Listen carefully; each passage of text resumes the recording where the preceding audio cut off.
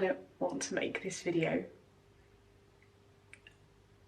but I have to, because I will never be able to make content again or work or do anything on here unless I address this in a video. So that's what we're doing today. I really don't want to do this. And if you're wondering why there are ads on this video, it is not because I am trying to profit or, you know, monetize the fact that my bird has been sick. It's more to do with the fact that I've just spent over £1,000 trying to save our little baby bird, and I'm sure those of you who support our flock won't mind a couple of ads, but I just wanted to clear that up because I'm not making this because I want to. I'm not making it because I want to make money or anything. I just you know. So you may have seen from our community posts and Instagram, but in the early hours of Friday the 8th of November, our little baby bird Chip passed away after a short illness of a couple of weeks, and he's such a big part of my life and my channel, and he's been in all my videos, so I wanted to talk a little bit about what happened. I'm not going to go into the biggest of details because honestly it's been the most horrendous and traumatic couple of weeks of my life, but I wanted to explain what happened because people have been sending me messages, asking me questions and stuff, and I thought it would just be easier to do it in this video. And I just wanted to thank everybody for their kindness and generosity and just kind messages and comments and everything throughout his illness and when we announced what happened. Yeah, just really blown away by everybody being so kind, and you know, I'm not going to name the specific people, but there's been some really wonderful people doing things for us that, you know, we didn't ask for, but they've been so kind, which has made a massive difference to trying to work through this. And before I start, all of the other birds are fine. Whatever happened was not something contagious or anything like that. They're all fine, so I just wanted to get that out of the way as well. But I noticed a couple of weeks ago a slight tail bob with Chip, and you know, you guys know already, if you know about me, that I've been working with birds for a really long time and I'm really anxious, so always looking just to, you know, make sure they're okay. And I noticed this little tail bob, so we went to the vets, and the vet did a full examination and stuff, and everything sounded fine. His air sacs were clear, his lungs were clear, his heart was perfect, his body condition was perfect, so it didn't make any sense. You know, there was no sounds when he was breathing. His poops were normal, so we got some medication anyway as a precaution. We treated it as sort of generalised inflammation and we went from there. But whatever was going on was amplified and really brought to the surface, or made worse, or whatever you want to call it, by the stress of a very severe night fright. And again, you know, you guys know that we make a lot of content about trying to prevent night frights because it is the worst part of living with cockatiels. They're really scary for them and for us, and we do everything we can to reduce the likelihood.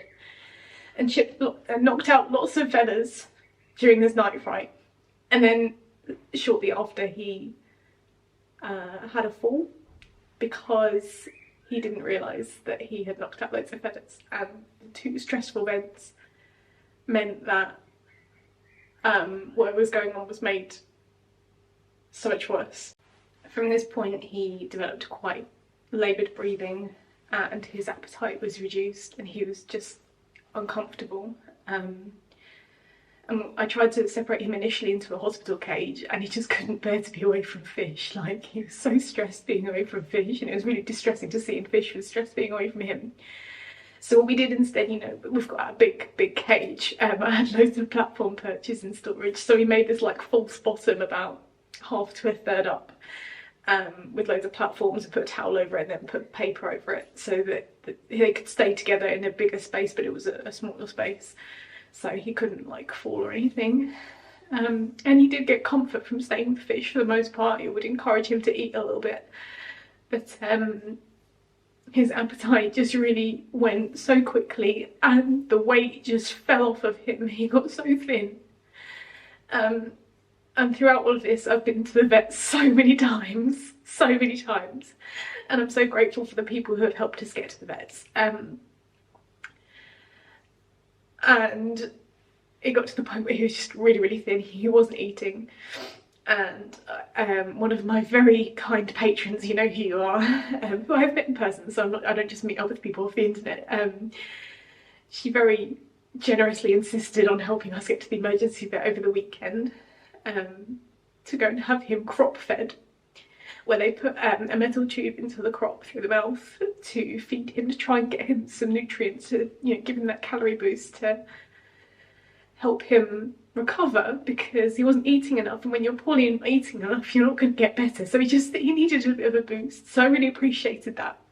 And before that, because he wasn't eating enough, his poops just went really weird, like they were really stinky and gross and horrible and stuff. Whilst all this was going on, David, my partner, the parrot teacher, had surgery, so it's been incredibly stressful, and I've been trying to look after him and the rest of the birds, and then all of the other time has been with Chip. Like, almost all my time has been with Chip, to be honest. I've made sure everybody else has, you know, the basics, but every other moment of every day has been with Chip, because he found a lot of comfort with me. I didn't force him, I didn't, you know, make him be with me, but the second I opened the cage, he like launched himself and he just wanted to sit here, and of course I'm gonna allow him to do that. If that gives him comfort, I'm gonna let him do that. When his condition got worse, with the stress of the night frights and the fall and everything kind of came together, he was immediately already too sick for diagnostics. Going under anaesthetic probably would have killed him, because his breathing was not great. This has happened so quick, and you know, as I said, I'm one of those people who's always looking for those really subtle signs that that birds hide their illness. And this happened so quickly that I haven't even had time to process it. But so he was too sick for x-rays and bloods. People did ask me about conscious ones, and I spoke to my vet about that, but honestly the restraint of that probably would have killed him as well, to be perfectly honest, with what we discussed, because he did get really, really poorly really quickly, which is really hard to see, and I was trying everything. And then after we'd been to the emergency vets, I had an appointment with my vet the next day, like trying to work out what was going on. We talked about bloods and x-rays again, it just wasn't going to work. So I made the difficult decision to leave him at the vets for the day, to be hospitalised, to be crop fed throughout the day, because I'd never crop fed a bird before. The thought of it was horrifying for me. And he just needed those calories, he needed that extra oomph. And with crop feeding as well, you can load up the crop needle with medication, so instead of like squirting it into your bird's mouth, it can just go straight into the crop, and then they get the full dose, so you don't have to worry about that. When I tell you I bawled my eyes out when I left him there, it was awful. I did not want to leave him there. But he was, throughout all of this, he's been so brave. He was such a brave bird, and he was fighting so hard. He was fighting so hard to get better. He was trying his very best. And when I brought him home in the evening after being hospitalised, he was so happy to see fish. And he came in and he started eating from his bowl immediately, and I was so excited because he looked great, you know. Well, not great, he was sick and thin, but he was so interested in food. He was happy to be with fish, and you know, he was drinking and everything. And all he really wanted to eat was like seeds and millet and nutriberries, so I let him have anything he wanted. As long as he ate, it didn't bother me, and it, you know, wasn't toxic, you know, he could eat anything he wanted. But as the days went on, he developed polyuria and increased thirst as well. And I brought him in the following day because my vet was going to teach me how to crop feed to Chip on the first day of the hospitalisation. I came to collect him, and again I was a mess. I was so worried about him all day, expecting the worst, so I couldn't learn then. So my vet very generously allowed me to come in out of hours first thing in the morning to take in Chip to be hospitalised. But overnight I just thought, you know what, this bird needs to be at home where he's more comfortable. He's got his brother, he's got us. So I went in, and my really lovely vet taught me how to crop feed Chip. He showed me how to do it. I did it there with him to make sure I did it right, because you can do it wrong very easily. It wasn't as bad as I thought it was going to be. It was a lot easier than I thought it was going to be, but it's not a pleasant thing to do, because when you're doing that for a bird, you're either doing it for a baby bird or you're doing it for a very sick bird. But I learned how to do it. So I went home and we had this, it's called Emerade. It's like a critical care thing with loads of calories and easily digestible sugars and everything to try and give birds a boost. So I started the crop feeding at home just to try and get the weight off of him, because he lost so much weight so quickly. I've never seen anything like it. And there was a point at one day where he actually stopped losing weight and he stabilised. And again, I was so excited, because throughout this whole thing, there's been so much like up and down. If it was just a straight decline, then we would have had conversations about, you know, should we continue? But he had these peaks and troughs where he was doing really well and then he wasn't. And we were trying so hard for him, and he was trying so hard as well. We had so many different medications. We had like anti-inflammatories, painkillers, antifungals, antibiotics, and then the crop feeding 3 to 4 times a day and the medicine twice a day. And it was a lot. And you know, even when I was restraining him for the crop feeding, because that's really hard to do voluntarily, he was really putting up a fight for a sick bird. He had so much energy, like, no, I don't want to do it. And I felt so guilty, but I knew it was in his best interest, which is why I continued to do it. And then it got to Thursday night. And throughout the day he'd been okay, he'd been snacking and stuff, but you know, he'd lost more weight. I was sort of checking a few times a day, you know, every time I crop fed him. And the crop feeding wasn't putting any weight on him. It was going in the right place, I didn't have to worry about that, but it wasn't putting any weight on him, he was just losing more weight. And it got to the evening and there was this turning point, and I knew, because I watched him, he looked at me and he made his way from the perch and he climbed down to like the false bottom of the cage, and he stood there and he tucked his head around, and I knew that he was making that choice that he couldn't perch anymore. He got really weak. Deep down I knew it was coming. I knew it was going to be that night, and I didn't want to accept it, but I prepared for it to make it as peaceful as possible for him. So I got a basket, I made a warm basket, so I had like a snuggle safe heat pad in the bottom and lots of towels and stuff to keep it nice and cosy and warm, and I would set him in that with some food and water if he wanted it.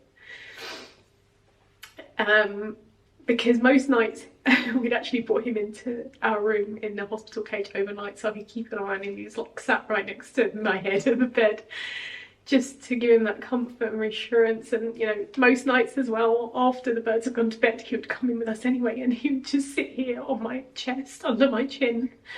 He found so much comfort in that. And again, it was always choice based. I didn't make him cuddle for my own benefit, he wanted to, and even when I moved my head he'd tell me off and like snuggle in even closer. So I'm glad that he got that comfort.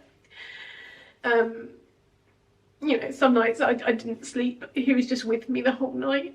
So I'm very tired, and you know, all throughout this I'm trying to look after David because he's just had surgery and I need to make sure he's okay and get him things he needs. I'm trying to manage 7 other birds who need me, and I'm really struggling to meet everyone's needs. I've got all the bugs, and then I'm not even thinking about myself, because that's like right at the bottom of the totem pole. I've basically been living on coffee and sugar.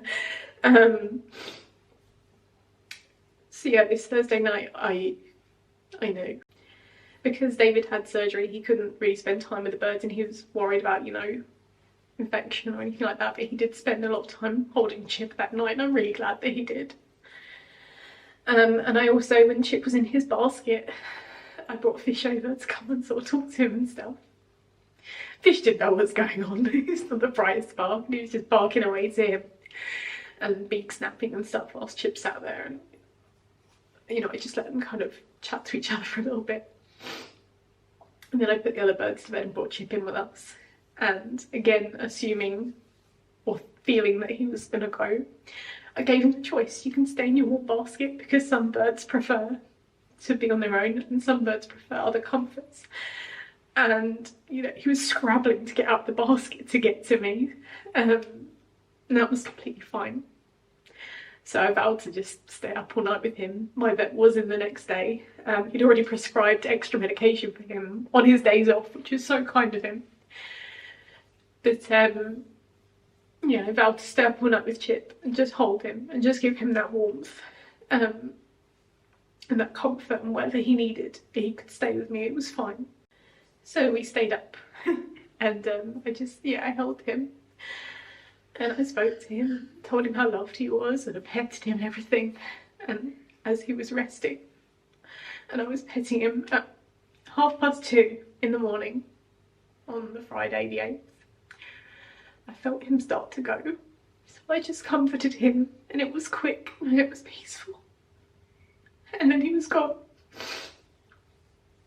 And then our whole world just turned upside down. And now I feel lost. Because I've been caring for this bird like 24/7 for the last couple of weeks. Like my life has revolved around him and now he's gone.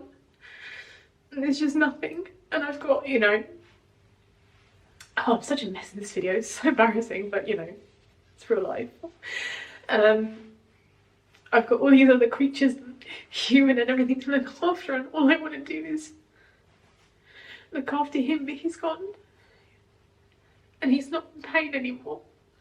And he's not uncomfortable anymore, and he's at peace now. I find this thing really hard as well because I'm not a religious person, I'm not a spiritual person, so, you know, he's gone, and that's... Now we have to deal with the aftermath of it. And even though I kind of knew, because he wasn't getting any better.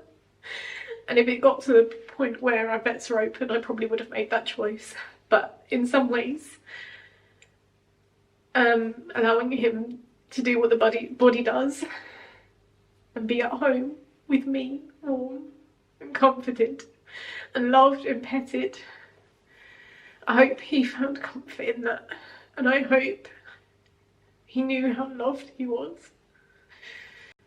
I know some people are going to ask me, did I show the other birds? And yes, I did. The conures all showed aggressive posturing, body language. And Fish, he just started barking at him, and beak snapping and doing all the things that he would do when he was alive. As I said, I don't think Fish is the brightest spark in the box, but I don't think he understood. And then when my vets opened, I walked him down, and he's gone in for an individual cremation, and his ashes will come back to me whenever they're ready to. Some people will ask me why I didn't choose to have a necropsy. For a variety of reasons I chose not to have one. The first one is because he passed away at 2:30 in the morning and I held him for so long. And when a bird needs a necropsy, they need it done ASAP, and they need to be kept cold in order to try and preserve the tissue. And that didn't happen because I held him for so long. And you know, even if I didn't, you know, the pathologists and everything, they're not open at 2:30, it would be hours. And I looked up, because I anticipate this happening, I looked up how much they'd cost. And it's anywhere between 500 up to 1,000, more likely £1,000 for a necropsy. And honestly, I don't have another £1,000. I've just spent over £1,000 trying to save him. And a lot of necropsies come back without results. So that would have been even more difficult to never spend all that money, and then we still don't know what happened. We are treating it as a severe respiratory infection, an acute one that just, the stress just made it just go crazy. And it just, you know, these last 2 weeks have just been an absolute whirlwind. As I said, I've been caring for him non-stop, crop feeding him and holding him and trying to do everything for him, buying him all these things, anything to try and help, and now it's just nothing. And I feel a bit lost, but I'm sure that unfortunately there are some of you out there who can really relate to my pain. I know that with all of our animals, with all our birds, whatever, unless anything happens to me, I'm going to have to say goodbye to all of them, but I didn't expect it to happen now because he's only 6 years old. There's no age at all for a cockatiel, you know. I want all of my birds to live long, happy lives and go when they're old. So yeah, it's really difficult. but everyone has been so kind, and it makes a world of difference. Sorry if I haven't replied to your comment or your message and your check-in and stuff, but it's really hard because everything reminds me of him. The colour yellow, and I was doing a shopping list and I put chips on it, and just looking at videos of him and stuff, I know in time I'll just be able to smile and laugh, but right now it hurts. But at the same time, it's nice to look at the photos and videos because he doesn't look sick in them. And seeing him so sick and having to care for him and then actually feeling him go, that trauma is not going anywhere. I'm going to carry that for a long time. And I hope that none of you have to experience that, but I know some of you have already or will. That evening I got a really nice voicemail from my vet because I passed across because he was fully booked anyway. You know, admiring our dedication and love for him, and he wouldn't have fought so hard if he wasn't so well cared for. And we got that little bit of extra time. And he did say that, you know, Chip's condition declined really, really quickly, and even though we were throwing all this medication at him to get him stable, because that was the idea, to get him stable, get some weight on him so that we could explore the bloods and the x-ray to try and get him stable, to try and find some answers, but we didn't get to that point. And he acknowledged, you know, that the chances of him getting better were really, really slim, but we tried because he was trying. And our vet was so nice, you know, he lent me his crop needle when he didn't have to. He came in out of hours to teach me how to crop feed Chip when he didn't have to. He prescribed extra medication on his days off when he didn't have to, and he's been so kind. So that can make the world of difference as well. Obviously none of it was enough and we couldn't save him, even though we tried really hard. And now we have a huge chip-shaped hole in our lives. I know many of you will be worried about Fish. He's doing okay. He's a little less active and a little more quiet, but he's doing okay. He's currently in the bedroom with David watching him play video games. And he finds some comfort in, you know, the conures, but it's not quite the same. And of an evening he'll start flock calling. He's like, you know, has he come back from the vets yet? Or have you just got him in the bedroom? Is he going to come in to see me? And he's not coming in to see him.